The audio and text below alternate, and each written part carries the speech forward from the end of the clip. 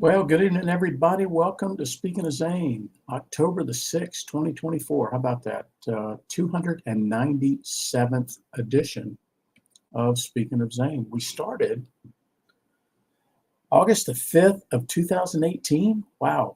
That was, what was that, Lori? I guess that was 2.5 years after Zane passed, something like that.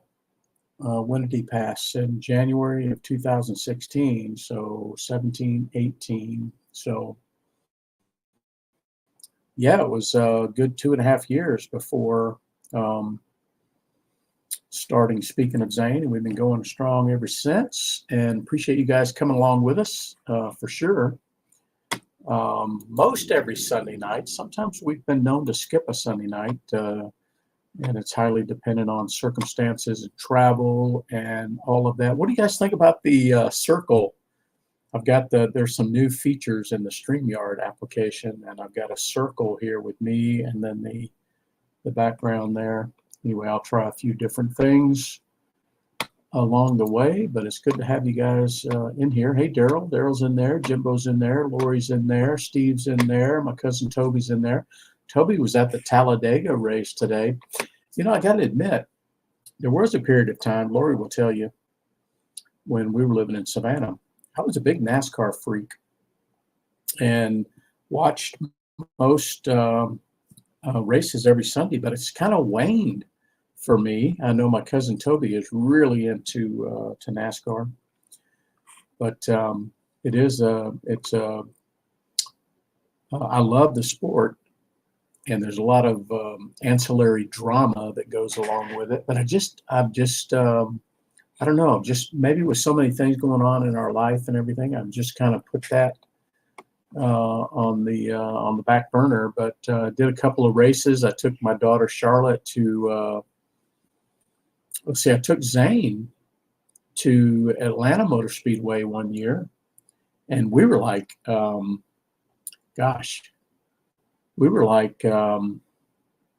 don't know, remember the year, Lori, but Zane was maybe 11, 12, something like that. And we went to the race in Atlanta, and we were on see, turn one, I guess turn two, like just a few rows up. And it was pretty incredible. When you're on those first couple of rows after that first turn, there's a lot of rubber that comes up into the stands. The people that don't go to races, I know Toby knows because he goes to a lot of races, but Zane was just blown away by that. But we had a really good time at that race. I do remember leaving that evening.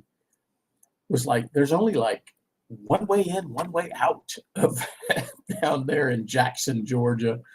And anyway, it was crazy. But and then I took Charlotte to Daytona, to a race in Daytona. She was just a little girl, and I'll never forget. It was her very first NASCAR race, and we parked in an open field with 1,000 other fans. And that little girl, she must have been 10 or 11. She clung to me for dear life. She was like, it was like hillbilly heaven, redneck heaven. Tube tops and Daisy Dukes, and she did not let go of me. And it was incredible. And then she and I went to Charlotte one year, and it was what is it in Charlotte? Did they do the 4th of July race there, Toby? It was like a 600 miler, and it was a nighttime race, and it was crazy. But I haven't been in a long time, but I really got into it for quite a while, but not so much of late. Yeah, maybe that's right, Toby. Maybe it's the Memorial Day race. I don't remember, but that Charlotte race, it's a big track, and it's not a super speedway, but it's a big track, and it's a long race. It was like 600 miles. It might have been the July race, Toby. It might have been the Firecracker.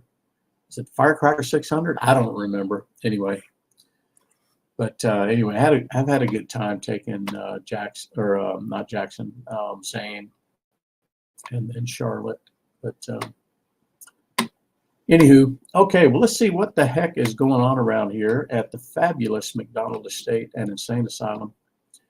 Lori is home. Remember last Sunday, Lori was still in the hospital.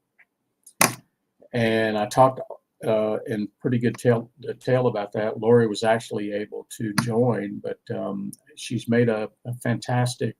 That's right, Toby. It's the Coca-Cola 600. Yes.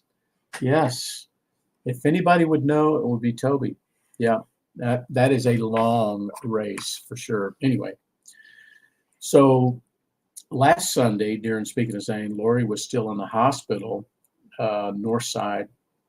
By the way, our first grandson, Colton Pierce McDonald, was born at Northside.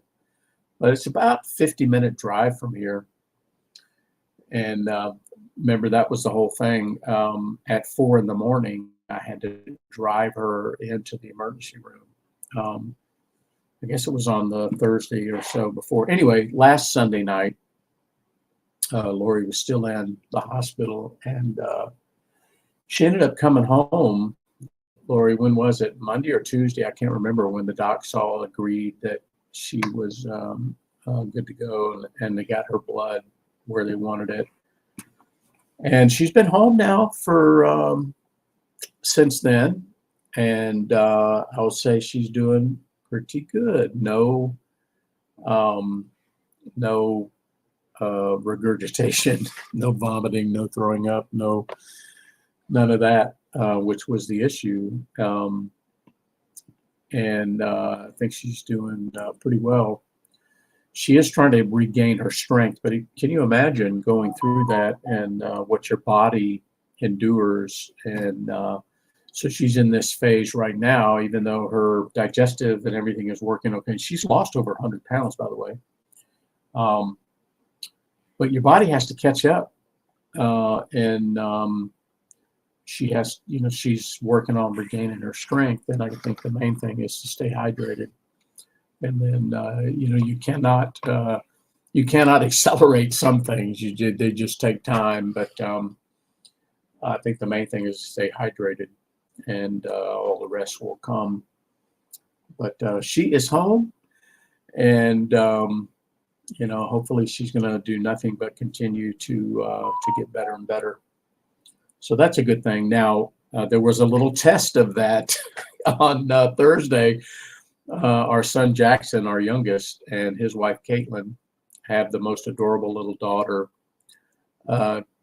called Carson, and she's 4. She'll be 5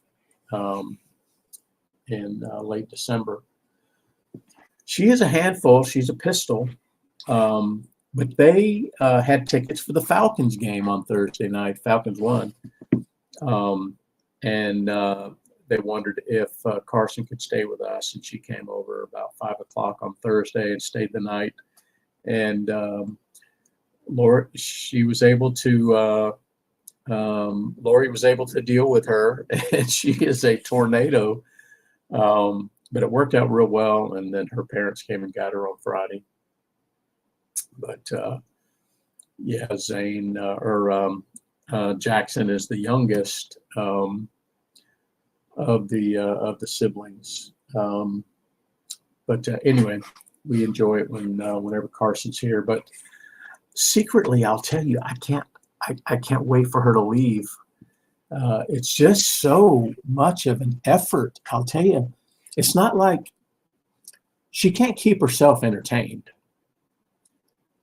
You've got to be part of it. And I'm a 61-year-old man, and I'm like, I don't want to color anymore, But Lori says, stop. No, but she's the most adorable little granddaughter, for sure, without a doubt. She loves her Grammy, absolutely loves her Grammy.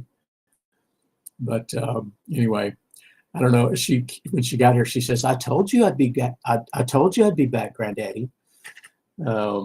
Anyway, she's something else. Well, let's see. Got a lot of work done around the house this weekend. Got the lawn done. I may have done the last yard work of the season. We'll see. We'll see how things go. It's supposed to. Couple of days in the 80s and then start down in the 70s, 50s at night. But I did a good yard trim and mowing. We'll see. Maybe that was the last one. But you never know down here in North Georgia. But got a lot of work done down in the basement. We've had 2 families living in the basement over the last 5 years. And I'm slowly getting it back in a shape where maybe some visitors or guests could take advantage of a very expansive basement, getting it cleaned up and whatnot. And that's been a lot of fun. Did a little plumbing work in the bathroom today as well. I had one of the stoppers was aged out, and did a little bit of that, made a Lowe's run. But just a lot of stuff around it. Got one of the bedrooms upstairs situated. It's got a queen size bed in it. Got that nice and ready for any guests that might be coming in the next few weeks. So on this level that I'm on, we've got the master bedroom. We've got a smaller bedroom that has a what is it, Lori? Twin bed and a baby crib in it. And then the other bedroom has a queen size bed, and then down on this end of the hallway is my office and man cave. But anyway, got a little work done up here, and I managed to make a pot of chili yesterday. How about that? And my daughter Charlotte, who lives in Chicago, she was in England last week. She made it home safely, and she actually left England and flew straight to D.C. She had some meetings with Homeland Security or the FBI, somebody. And then now she's back home in Chicago. But she says it's in the 60s in Chicago right now. Beautiful. She made a pot of chili today. So we both made chili. But I think I might have made it a little too spicy for Lori. I forgot to tell her I put some jalapenos in there, but I think she enjoyed it. Okay, well, last week when we met, we were talking about Hurricane Helene and the impact. And in Atlanta, it went to our east, and we were fairly unscathed in the entire Atlanta metro. But points south of us and points east all the way to the coast to Savannah, we still have friends that have not received power back. And now we're over a week now. And fortunately, my dad and my sister have power, internet, and cell service back. But there are some friends and family of ours in South Georgia that are still waiting for power. So all the way up through South Georgia, the eastern part of Georgia, around Atlanta, and then, of course, you've seen the devastation in western North Carolina and Tennessee. I don't want to get political, but I'll tell you what, those Americans up there in Appalachia know how to take care of each other, even when the government doesn't. And it's just an amazing thing when, like that, we can send millions to Lebanon, but we can't even mobilize to help our own citizens. I don't know, God.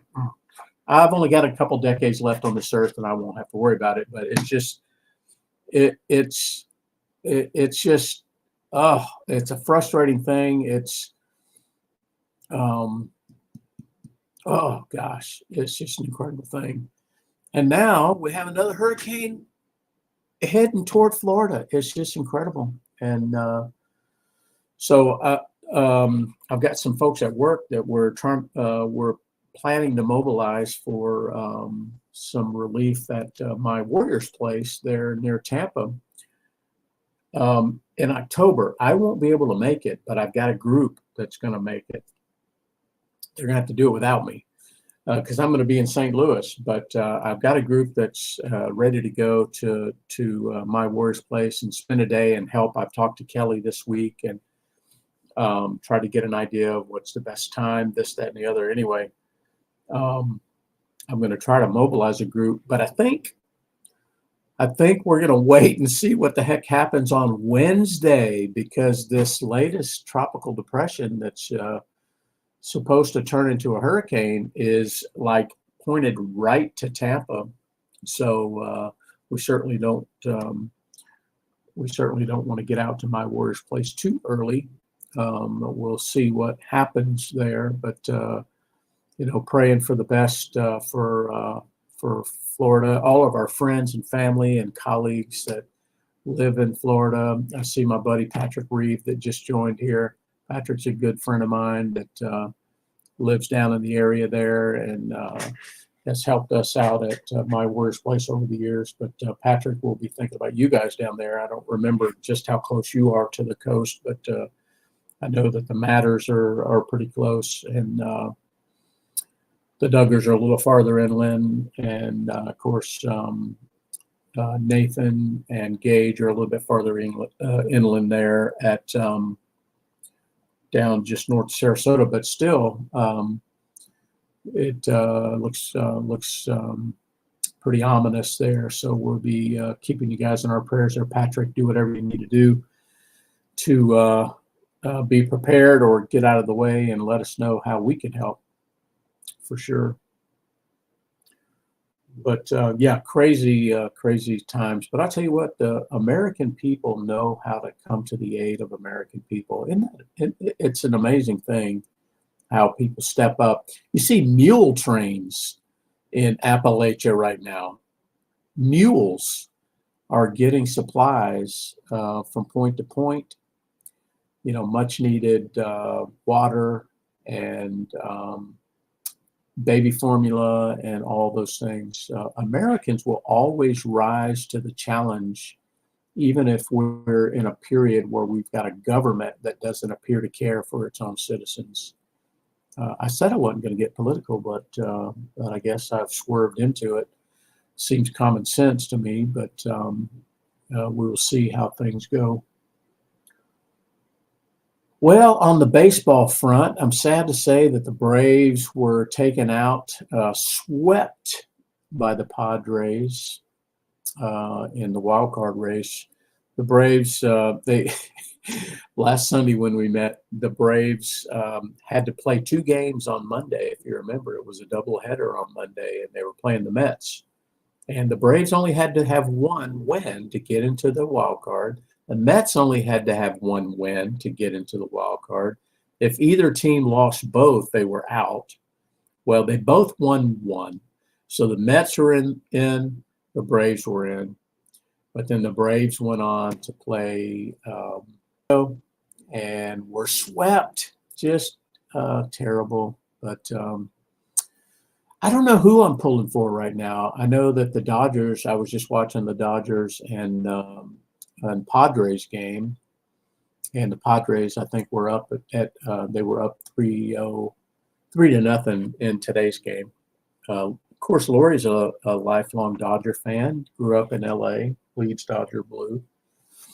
But, and she, yeah, Kershaw is as much of a star as Kershaw has been. He has been anything but a star in playoff circumstances. But anyway, so because the San Diego Padres are playing Lori's Dodgers, I have donned a Padres hat as the Speaking of Zane hat of the week.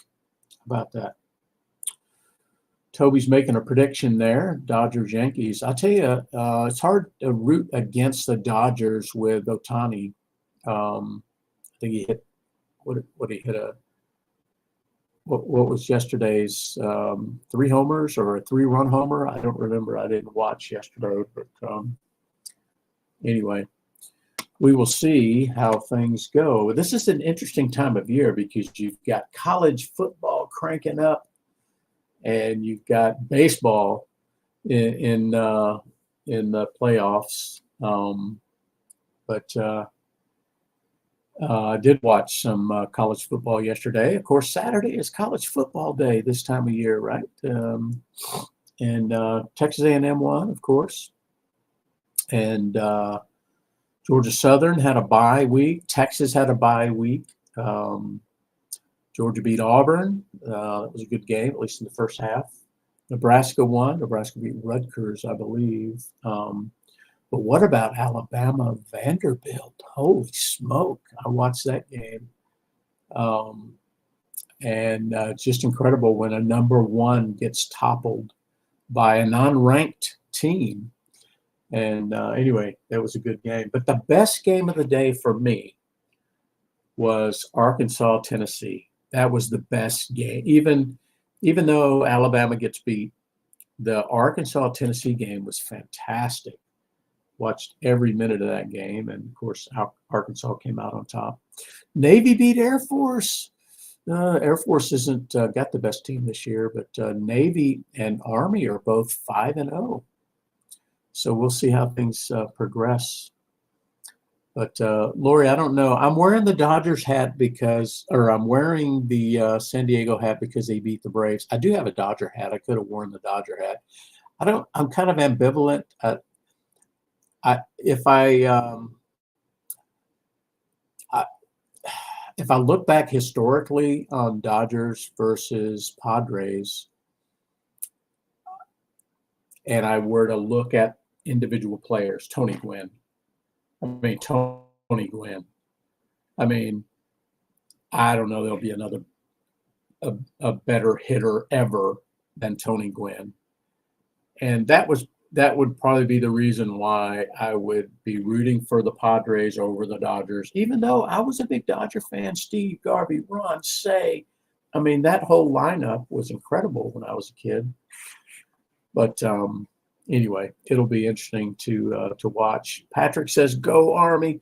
Army is 5-0. Navy's 5-0. We'll see what happens when they come together there, Patrick.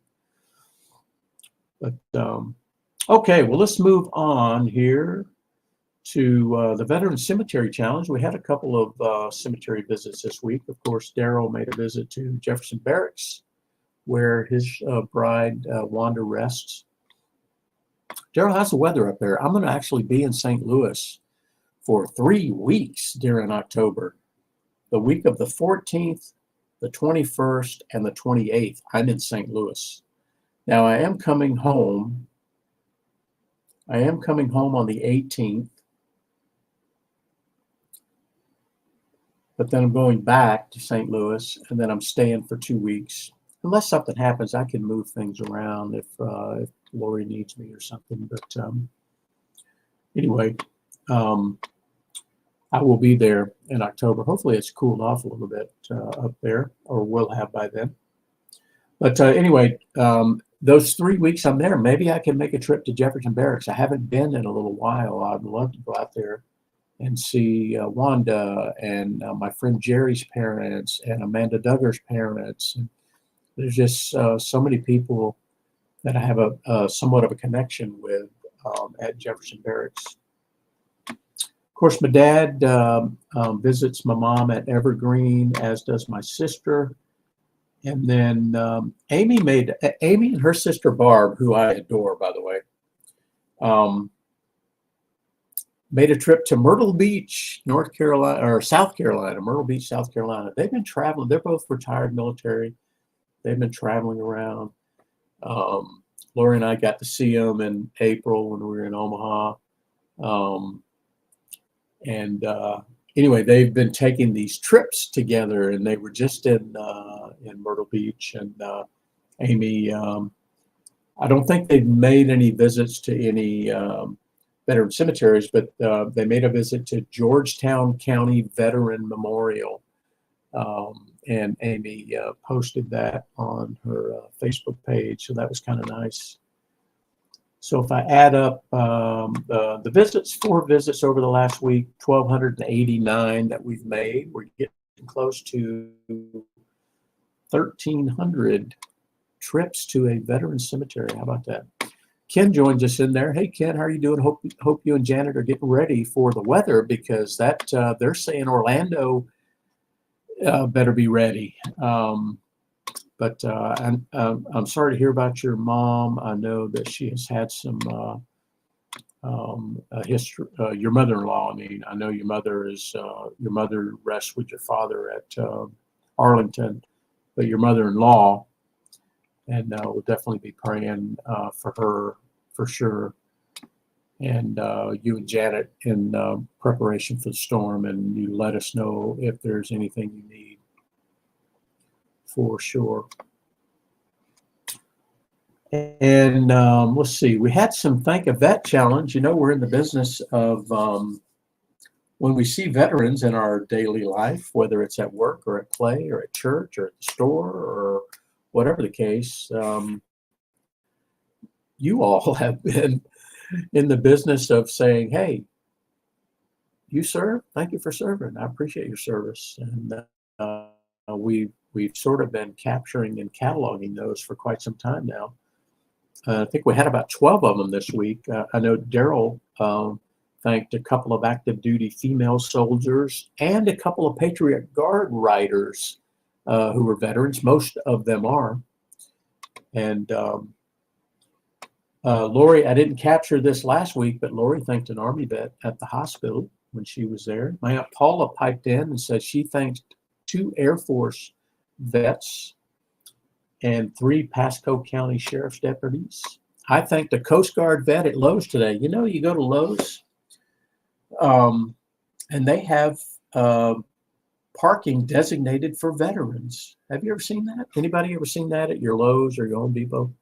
I know Lowe's does it here, but they've got 1, 2, 3, 4 spots designated for veterans. And if they're not taken, I'll park there, mainly so I can see if see who the other veterans are there. But there was a Coast Guard guy parked there. I was able to thank him today. And then my dad thanked an Air Force vet at the Walmart this week. So if I add Steve's in there, Steve, yeah, hockey season. You guys went to the home opener, wasn't it? And Steve got 5 thank yous in there. So I'll have to add. I'll add Steve's to our 12, which makes 17. So if I add that, 8. So we have surpassed, and I told you we would last week.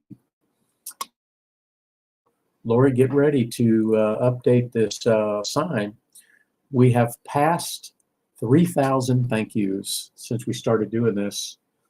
We are at 3,008 thank yous. And it just seems like yesterday we were at 1,000. And now we are already at 3,000. And Lori has to update the sign. Let me see if my camera can go up there and you guys can see the sign. Whoop. See, there we go. That's the sign right there. See, it was 1,000 when Lori made it. You see the Speaking of Zane logo, and then we hit 2,000, and she updated it to 2. Now she's going to have to update it to 3. So great job. You see my United Airlines model that Charlie got me there.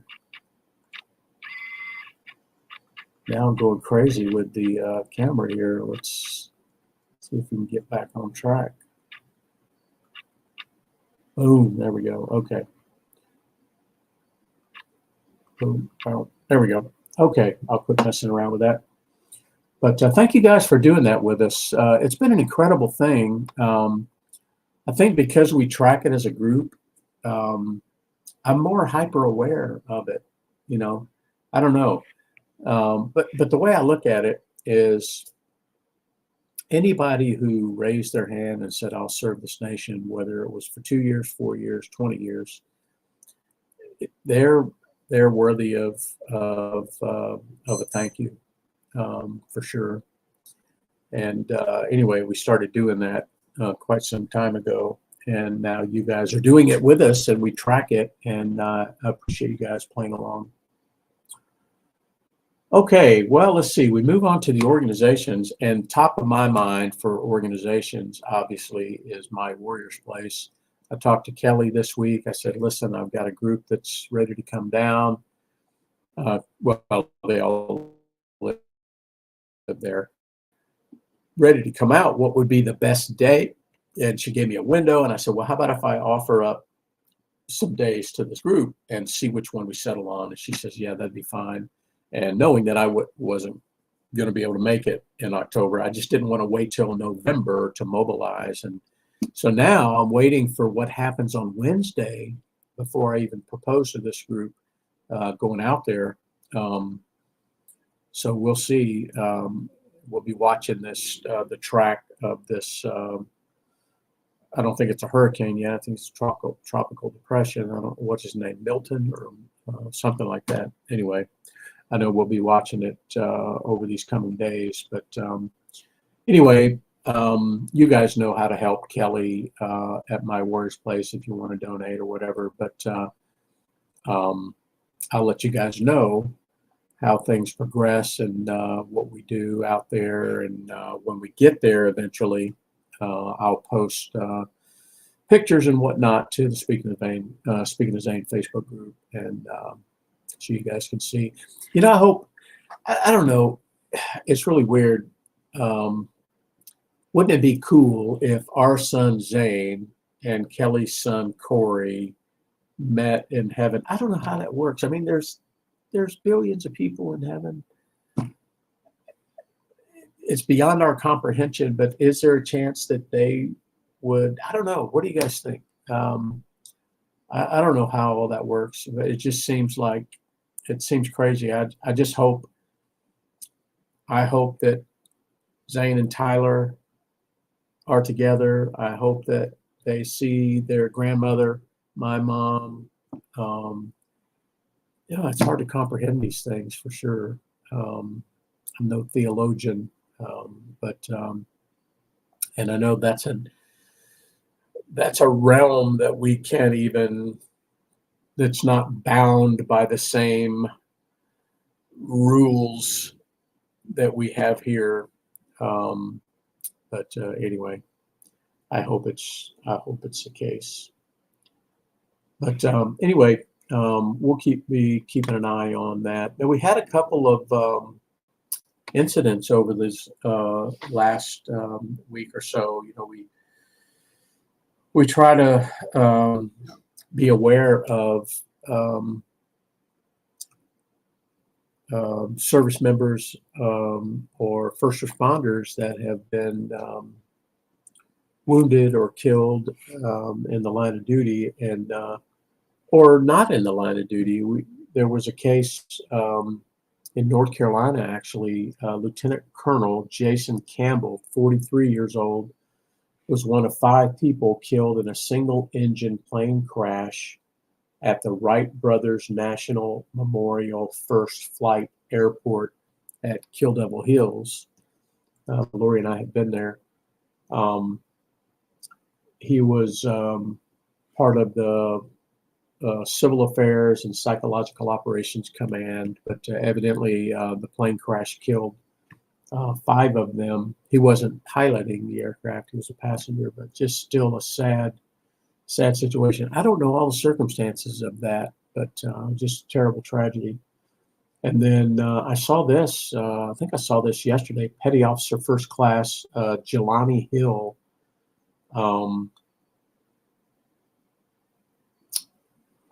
died aboard the aircraft carrier USS Harry S. Truman as it was transiting the Atlantic Ocean.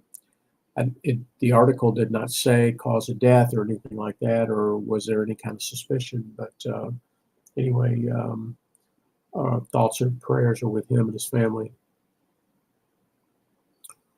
Yeah, Daryl, I know it's hard to comprehend down here because we're bound by the laws of physics that we've been dealt, but that's a whole nother plane, heaven. We can only guess. I guess we can only guess what's going to occur there. But we do, I talked to our pastor in Savannah, Alan Bosson, some number of years ago when my sister lost her husband, Buddy. And Sharon was like, Guy, what do you, or she calls me Tom, my middle name's Thomas. She says, do you think I'll ever see Buddy again? And I'm like, gosh, I don't know. So I had lunch with my pastor, and I said, my sister's wondering if she'll ever see her husband again. And he says, well, if they're both believers and they're both saved and they'll both wind up in heaven, he says yes. So that's what I go by. But yeah, Lori, I think I did see that in passing this afternoon. 2 linemen were killed while restoring power in North Carolina. I'm surprised we haven't had more. That's a very dangerous environment up there going on right now in North Carolina and eastern Tennessee. But there have been a lot of power departments and different people responding from outside from Louisiana. The Cajun Navy is there. Florida got hit, but they've sent lineman crews there. Now, finally, there are guard units mobilizing. It's been over a week now. I also heard that there are elements of the 82nd Airborne, which of course is based at Fort Bragg, no longer called Fort Bragg, but Fort Bragg, that are activating to assist. It'd have been nice maybe if FEMA could have mobilized. I mean, that's what they're in the business of, right? Federal Emergency Management, and they can't even freaking respond in over a week. And now we got to get the active duty military. I don't know. Here I am getting political again, but this seems crazy to me. But anyway, all right, folks. Well, I appreciate you guys joining. This whole thing is so that we don't forget Zane. It's called Speaking of Zane because we figure that as long as we continue to say his name, he won't be forgotten. That's the worst fear a parent can have, is that all of a sudden their loved one is just forgotten, just like they never existed. And I understand now why parents feel that way when they lose a child, that they could easily be forgotten, and just time goes on and life goes on and they're all of a sudden forgotten.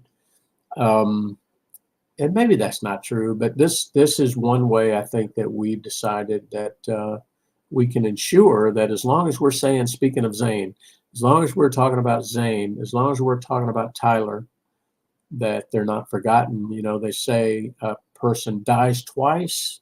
I didn't make this up. I stole it from somebody. A person dies twice, once when they take their last breath, and then again when their name's no longer spoken. It makes sense. But anyway, as long as we're still breathing, I think we'll try to make sure that they're not forgotten anyway, for the sake of their children. They have beautiful children, both of them. Zane has Colton and Paisley, who are absolutely adorable, and Tyler has Zaylee and Colby, who are equally as adorable, and we love them to death. And we just want to make sure that as they grow and as they get older, that we make sure that they know about their dad. And it's tough in their younger years because you don't know the borders and the boundaries. And I just hope as they continue to age, and now Colton is 12. Is Colton 12 or 13? He was born in 2012, which would make him 12, I guess. But I just hope that they want to know about their fathers, and that Lori and I can tell them about their fathers. And maybe part of what we do here will help with that. We'll see as time goes. But well, thank you all for joining us here again on another edition of Speaking of Zane. What did I say it was? The 297th edition. So if you guys stick with us for 3 more weeks, you'll be here for the 300th edition of Speaking of Zane. I guess I'll be in St. Louis. I'll have to figure out how to do it from St. Louis on a Sunday evening from the hotel, maybe. But we'll see how it goes. Well, good to have everybody in here. Thank you all so much for coming alongside us, for thinking about us, for praying for us, for remembering our sons. I'll tell you what, I don't know how anybody could do it by themselves. And fortunately, we haven't had to. You guys have been there, and we appreciate every one of you. So God bless you. Thank you. And we'll see you again next Sunday night. Well, I'm traveling. Well, maybe. I don't know. Sunday night. I think I'm traveling Monday. I can't remember. I'll figure it out and let you know. But either way, we'll see you on the next Speaking of Zane. God bless. Take care.